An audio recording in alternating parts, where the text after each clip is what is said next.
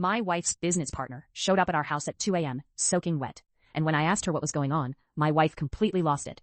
Let me back up. My name is Marcus. I'm 34. I've been married to Sarah for 8 years. We have 2 kids, Emma who's 6 and Jake who's 4. We live in Portland. Everything seemed fine, normal, happy even.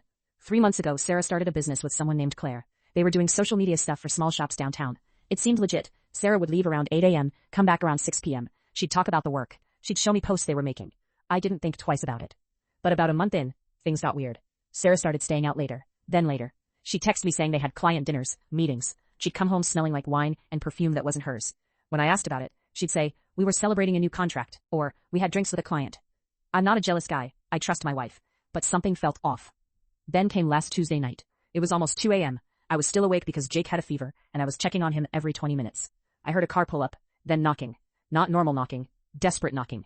I went to the door.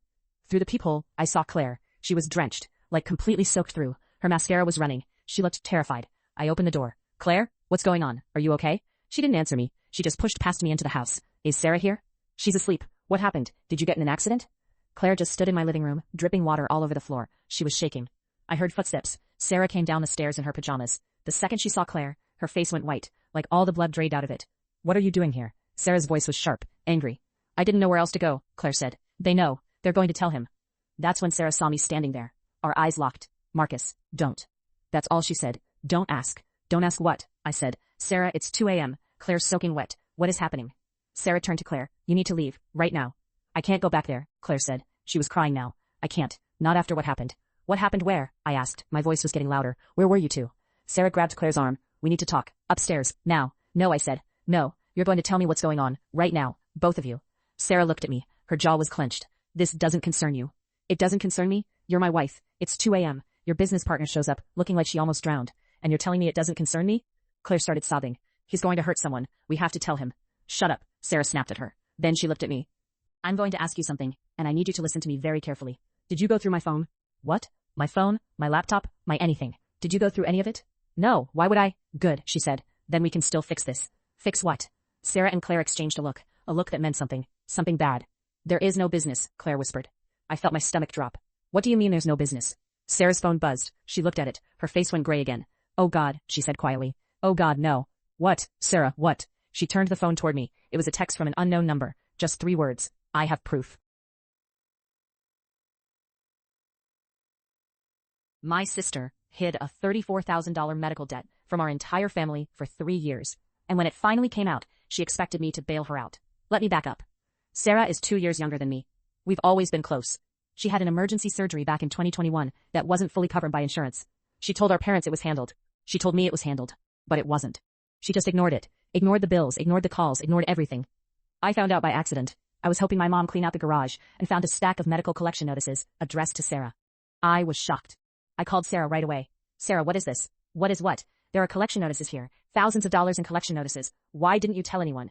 There was this long pause. Then she said, I didn't want everyone to worry. I thought I could handle it on my own. Handle it how? By ignoring it? I was going to pay it. I just needed time. I told my parents. They were upset, but they wanted to help. My mom asked if we should all contribute. That's when Sarah reached out to me directly. She called me at work. I need to talk to you about something, she said. Okay. I know mom wants to help, but I was actually hoping you'd cover most of it. You make good money, you don't have kids, and honestly this is kind of your fault anyway. I actually laughed. I thought she was joking. How is this my fault? You're my older sister. You should have checked on me. You should have noticed something was wrong. I couldn't believe what I was hearing. Sarah, you lied to me. You lied to mom and dad. You ignored bills for 3 years, and somehow that's my problem? You make $120,000 a year. For you, this is nothing. For me, it's everything. That doesn't make it my responsibility. You're 28 years old. You made a choice not to deal with this. So you're not going to help me. I didn't say that, but I'm not paying all of it. That's not fair to me. She didn't respond well to that. She told me I was selfish. She said I didn't care about family. She said I'd always been cold, and that this proved it. I offered to help with $5,000. That was a lot of money for me too, even if she didn't believe it. I'm saving for a house. I have my own bills, but I wanted to help. She said $5,000 was insulting. Then our mom got involved. She asked if I'd reconsider. She said Sarah was struggling. She said family helps family. I said, Mom, I am helping, but I can't fix this alone, and Sarah needs to take responsibility for her own choices. Mom didn't like that answer. She said I was being cold. She said Sarah was just scared and made a mistake. She made a mistake 3 years ago, I said, and she's been lying ever since. He told Sarah she needed to work out a payment plan with a collection agency. He said we could help, but not bail her out completely. Sarah cried. She said we didn't love her. She said we were punishing her. But here's the thing. I do love her. I offered her money. I offered to help her negotiate with the collectors. I even offered to help her find a second job or look into debt relief programs. What I won't do is reward her for lying to me for 3 years. Sarah hasn't spoken to me in 2 months. Mom keeps texting me guilt trip messages, and I keep wondering if I'm being too hard on her. But also, I don't think I am. She lied. She chose not to deal with it. And now she wants me to fix it because I have more money. That's not how this works. That's not how any of this works. My wife's sister called me at work and said, I can't keep lying for her anymore. You need to know the truth about where the money is really going. I was sitting at my desk when my phone buzzed. Sarah, my wife's sister. We weren't super close, but we got along okay. I almost didn't answer, but something made me pick up. Hey Sarah, what's up? I need to talk to you, not over the phone. Can you meet me somewhere, today, before you go home? My stomach dropped. Is everything okay? Is it my wife? Is she sick? No, she's fine, but this can't wait, please. 20 minutes later, I was sitting across from her at a coffee shop near my office. Sarah looked like she hadn't slept in days. Her eyes were red. She kept picking at her napkin. Just tell me, I said. Okay, so you know how your wife said she was picking up extra shifts at the hospital? Working nights 3 times a week to save for the house down payment? My wife Emily works as a nurse. We've been married for 8 years. We have 2 kids. And for the last year and a half we've been saving for a house. Emily told me she took on extra shifts to help us get there faster. I was proud of her. I told her all the time how hard she was working. Yeah, I said. She's been working so hard. She's not working those shifts. I stared at her. What do you mean she's not working? She's not at the hospital. I don't know where she is, but it's not there. I found out 2 months ago by accident. I showed up at the hospital to surprise her with dinner, and they told me she wasn't on the schedule. They said she called out that day. So I checked their website. I looked at the staff schedule for a month. Her name wasn't on it once. Not one single time. My hands started shaking. You're lying. I wish I was. I wanted to just forget about it, but then I kept thinking about you. About your kids. So I asked her about it. I cornered her and I asked her where she really goes. What did she say? She told me to stay out of it. She said it was complicated, and that she would explain everything to you when the time was right. But then she begged me not to tell you. She said if I told you, it would ruin everything. She cried. She actually got down on her knees and begged me. I felt sick. Sarah, where is she going? What is she doing? I don't know for sure, but I know she's been meeting someone. I followed her once. She goes to a parking garage downtown. She stays in there for 2 hours, then she leaves. I saw her with a man. I only saw him for a second, but they were holding hands when they walked out. The world tilted. You followed her? You actually followed her? I had to know. I couldn't just let you be played like this. How long have you known? 2 months. 2 months of watching her lie to your face every single day. And I couldn't say anything, because she's my sister, and I felt like I was betraying her, but I also couldn't watch you get destroyed. I stood up. I didn't know what else to do. My legs felt weak. There's something else, Sarah said quietly. What else could there possibly be? The money. The money you think she's saving from those extra shifts? I checked your bank account online.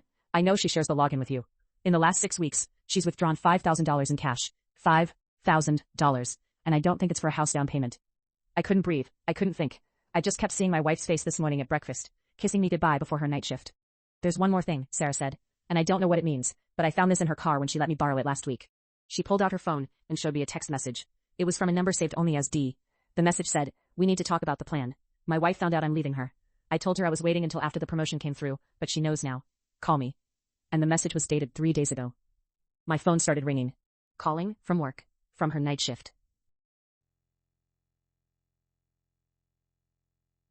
My wife's mother showed up at my house at 6 a.m. with a folder full of documents, and my wife locked herself in the bedroom. Let me back up. My name is Marcus. I've been married to Sarah for 8 years. We have 2 kids. Emma is 6, and Jake is 4.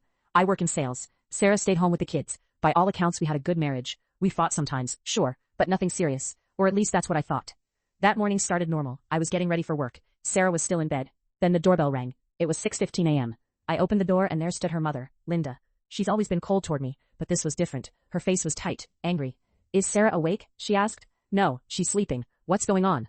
Linda pushed past me without answering. She had a thick manila folder in her hands. She walked straight upstairs. I followed her. Linda, what is this about? She didn't respond. She knocked on our bedroom door. Sarah answered it, and the second she saw her mother's face, something changed. Sarah went pale. Actually pale, like the blood drained out of her face. Mom, what are you doing here? Sarah's voice shook. We need to talk, Linda said. Now. Sarah looked at me. Then she walked back into the bedroom and locked the door. I could hear them talking. At first it was quiet, then it got louder. I stood in the hallway confused as hell. I knocked on the door. Sarah, what's happening? No answer. Just muffled voices getting more tense. Then I heard Sarah yell something I couldn't quite make out. Then Linda's voice, sharp and clear. You need to tell him. Today. Tell me what? I called through the door. Still nothing. I went downstairs to make coffee. My hands were shaking. Something was very wrong. I've never seen Sarah like that. I've never seen Linda like that either. About 20 minutes later, Sarah came down alone. She looked like she'd been crying. Her eyes were red and puffy. She sat at the kitchen table without saying anything. Sarah, what is going on? She didn't answer. She just stared at her hands. Is it your mom? Did something happen? No, she said quietly. It's not about my mom. Then what? She took a breath. Marcus, I need to tell you something. Something I should have told you a long time ago. My stomach twisted. Okay, tell me. Before we got married, she started, then stopped. She looked up at me. Actually no, I can't. Not yet. I need to talk to a lawyer first. A lawyer? What the hell are you talking about? Sarah's eyes filled with tears again. I'm so sorry. I'm so sorry. Sorry for what? She didn't answer. She just shook her head. Linda came downstairs then. She had the folder in her hand still. She handed it to me. You need to see this, she said. I opened the folder. The first page was a document, official looking, from a law office in Portland. That's 3 hours away. I started reading. My hands went numb. It was a custody agreement. A legal custody agreement dated 7 years ago, and it had Sarah's signature on it, and the name of a child, a boy named Thomas, age 7. I looked up at Sarah. What is this? Sarah was crying now, full tears streaming down her face. Marcus, I can explain. Explain what? Who is Thomas? Sarah opened her mouth, then her phone buzzed. She looked at it. Her face went white again. She stood up so fast, her chair fell backward. Oh my God, she whispered. What? She turned the phone toward me. There was a text message from an unknown number. Hi Sarah, it's been a while. I'm in town. We need to talk about Thomas, and about what you told Marcus, or didn't tell him. Call me. Then another message came through. I have pictures, from the custody hearing. Thought you might want to explain those before I send them to your husband. Sarah's face crumpled. She looked at me, and I saw pure fear in her eyes. Linda opened the folder more, and pulled out a photograph. It was Sarah, much younger, holding a baby, and standing next to her was a man I'd never seen before. And they were kissing. My brother asked me to pay $45,000 for his lawyer, and I said no. Now my entire family thinks I'm selfish. Let me back up. My brother Marcus is 4 years older than me. We've always been close, or so I thought. He's a contractor, and I'm an accountant. We grew up without much money, so we both learned to work hard and take care of ourselves. About 8 years ago, Marcus came to me asking for advice about his business. He said he wanted to invest in a new company with his friend Derek. He asked if I could help him understand the paperwork. I looked it over and told him it seemed solid. I thought he was being smart, asking for help before jumping in. He invested $120,000. I never asked questions after that. He seemed happy. He talked about how the business was growing. For years, everything seemed fine. Then last month, everything fell apart. Derek disappeared with most of the money. Marcus found out Derek had been running the whole thing as a scam. He took investor money and spent it on personal stuff. Marcus lost almost everything. But here's the part that got to me. Marcus called me crying. He said, I need to tell you something. When I first asked you to look at those papers, I knew something was off. Derek told me the numbers didn't add up right, but I wanted the money so badly that I didn't tell you. I let you say it looked good, and I knew you were wrong. I couldn't believe what I was hearing. You knew? I asked him. Yeah, he said. But I thought maybe I was wrong. I thought maybe Derek was just being paranoid, and I really wanted it to work. I felt sick. For 8 years he'd let me think I'd given him bad advice. I'd carry that guilt. Whenever he mentioned the investment, I felt awful. But he knew. He knew the whole time. Now he's being sued by other investors. They're saying he helped Derek run the scam. He says he didn't, but he needs a lawyer. A good lawyer. He called me last week and said, I need $45,000 for my legal fees. I know I messed up not telling you the truth back then, but I'm your brother. Please help me. I told him no. He got quiet. Then he said, seriously? You're really gonna do this? Marcus, you lied to me for 8 years. You let me feel guilty about something that wasn't my fault. And now you want me to pay for your problems? I didn't lie, he said. I just didn't tell you. That's the same thing, I told him. He hung up. Now my mom is calling me. She's saying I'm being cruel. She said Marcus is family, and family helps family. My sister texted me that I'm being petty. She said he made a mistake, and I should forgive him. But I'm angry. I'm angry that he let me carry guilt that wasn't mine. I'm angry that he's asking me to pay for his mess after lying to me for years. And I'm angry that everyone thinks I'm the bad guy for saying no. He is my brother, and he does need help. I have the money. I could pay it without destroying myself, but I don't think I should have to. He made bad choices. He lied. And now he wants me to fix it. My mom keeps saying that holding this grudge won't help anything. She's right probably. But I can't get past the lying. I can't get past 8 years of feeling like I'd given him bad advice when he knew better the whole time. So am I wrong? Should I pay for his lawyer? Am I being selfish and cruel? Or am I right to draw a line here?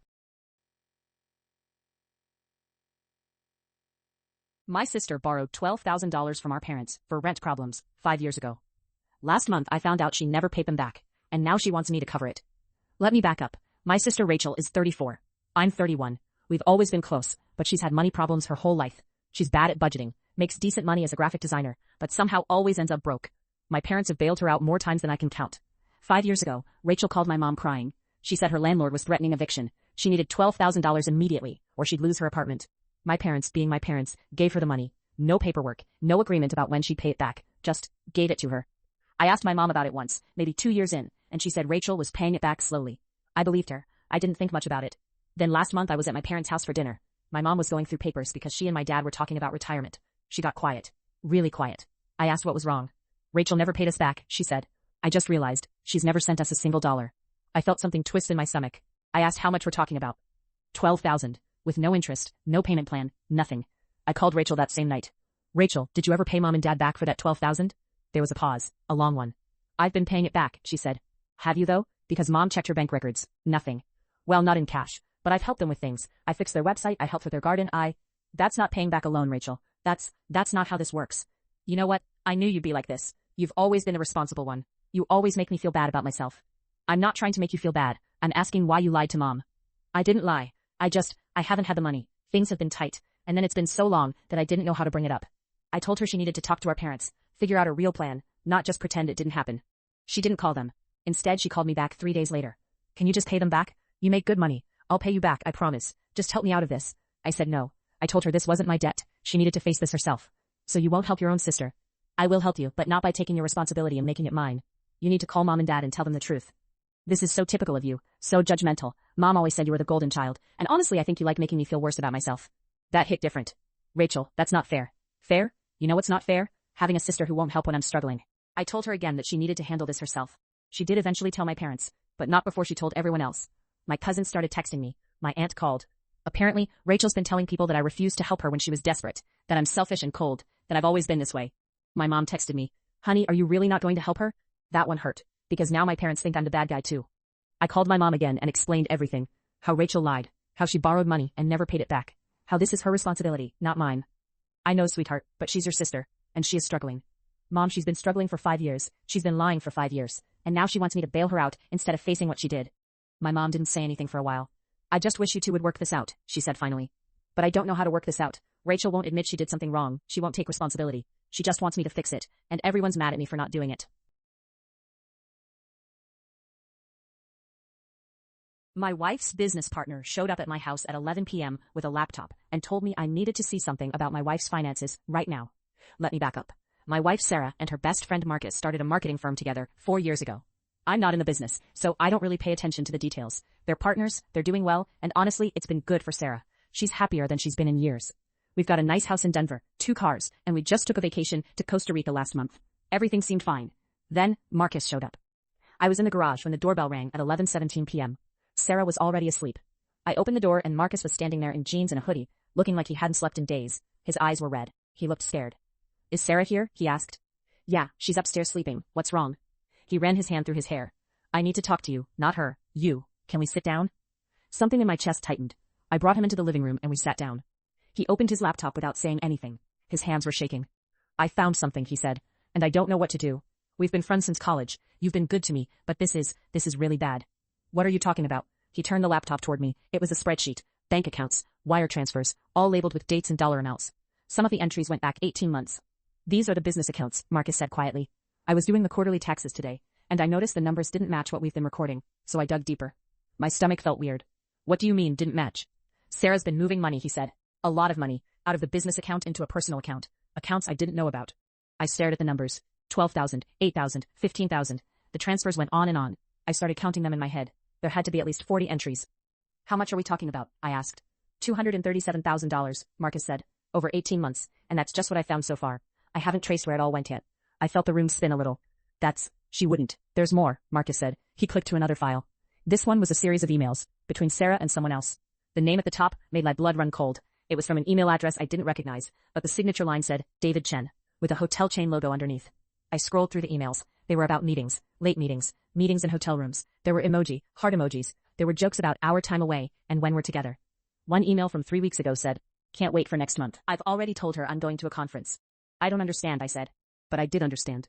I understood perfectly. I think she's been with someone, Marcus said. And I think she's been using company money to do it. Hotels, flights, probably restaurants. I don't know how much longer this has been going on. I don't know who he is. I just know something is really wrong. I kept reading. The emails got more recent, more personal. In one from last week, Sarah had written, he's suspicious. He asked about my late nights. I told him it was a new client. How much longer can we keep doing this? Marcus watched me read. I wanted to come to you before I said anything to her. You deserve to know. But I also need to protect the business. If this gets out, if people find out she's been stealing from the company. Have you told her you know? No. I came straight here.